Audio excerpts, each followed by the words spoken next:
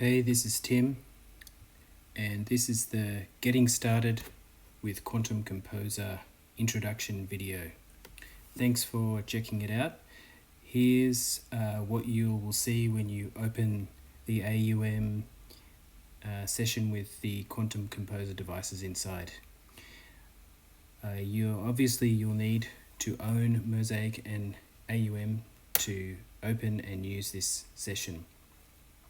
The AUM session contains a bunch of Mosaic instances with all of the Quantum Komposer devices and some pre-mapped audio tracks for you to get started. The first thing you'll want to do is check out the devices, and on the left in the control channel here we have control, and we have shift to go to the menus, and if we click on scenes we can edit our scene durations. If we go into MGen control we can see the other MIDI generators that are set up. If you click or double click or double tap on these, it'll bring the MIDI generator into view. So this is an instance of beats, so we can come in here and use beats to create drum patterns. Here we have an instance of notes that's set up or labeled at least to trigger percussion instruments, maybe something like skarkia. Then over here we have another instance of notes which is set up to be routed via chords to trigger melody notes. And then we have an instance of notes that's set up to be routed via chords to trigger harmony notes. Then we have an instance of chords, which is where you'll come to set up your chord progressions. And then we have an instance of autom, which you can use to manage automation for your session. There's tutorial videos on how to use all of these, but I'll give you a quick getting started taster. Down the bottom here we have controls for our mixer, and if I click on volume pan and then select a channel, in this case drums, I can control volume and pan from these four knobs. I can also control gain and a mid-side balance. If I switch to shakers, then those knobs will do the same thing for the shakers channel, or the percussions channel as we call it. And you can do that for all of the channels here. If you come into the sends, you also have controls for sends, EQ, so we can try and select drums, high pass filter, and low pass filter. And there's a page for FX controls, page for mutes and solos. So from here you can select whether you want to mute solo or arm channels, but you can mute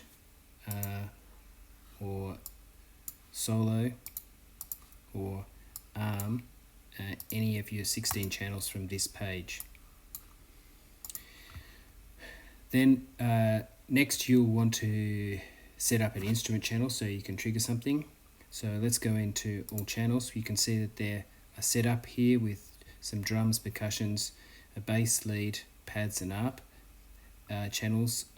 The numbers represent the MIDI channels, and over here you have a channel dedicated to mix buses, returns and your master.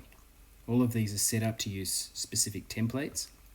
So if I come to the drums channel, you'll see that there are 4 pages of parameters here, and this is set using the template for the channel. So if I click edit, I can open a channel, select drums, and I can select a template. So in my case I'm just going to select Royce Maker and come out of edit, and now when I click on drums I've got the 4 pages of Royce Maker. So next we want to select our audio unit instrument, and so we'll come down here and select Voice Maker, and we need to route MIDI in here. Typically you will route autom if you want to automate parameters for this instrument. You'll also want to get your sequences, so in this case we're going to route audio MIDI from beats, and to do MIDI control we'll use the control device. So typically they're the ones that you will select. If it's a melody or a harmony channel, you'll have them routed through chords, so you would select chords, but we're just doing drums. And then down here with the channel filter, select none to turn all those off, select 1 because we're on channel 1 drums, and then that's our MIDI routed. We can open up the GUI here, and I'll just select a preset, and now we want to go to MIDI Gen Control, Beats, open up the Beats device, and we want to configure it to work with Voice Maker, so I can select the Voice Maker template, which just sets the notes that this instance of Beats will send. And now we can come into steps and just put a kick drum pattern in. Okay, so I've got a kick drum pattern. Let's come to sequence generation, select channel 2 and generate a pattern for the snare, channel 3, some hi-hats, channel 4, some percussions.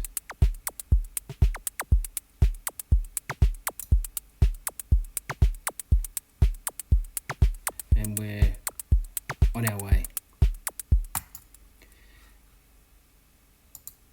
From there you can set up melody channels, you can automate your instruments and effects, you can build chord progressions, and there's tutorial videos on all of these. So if you go to the Quantum Komposer tutorial playlist, there's 3 hours of video tutorials on everything from setting up instrument channels that you can later import into your sessions using MIDI controllers, and specific videos on all of the Quantum Komposer devices. There's also a documentation page where you can get an introduction to all of the devices, as well as read about them in detail. There's also a MIDI flow diagram where you can see how things work, and a MIDI implementation chart in case you want to set up a MIDI controller. So hopefully that'll be enough to get you started. I hope you have fun and enjoy spending some time playing around with Quantum Komposer.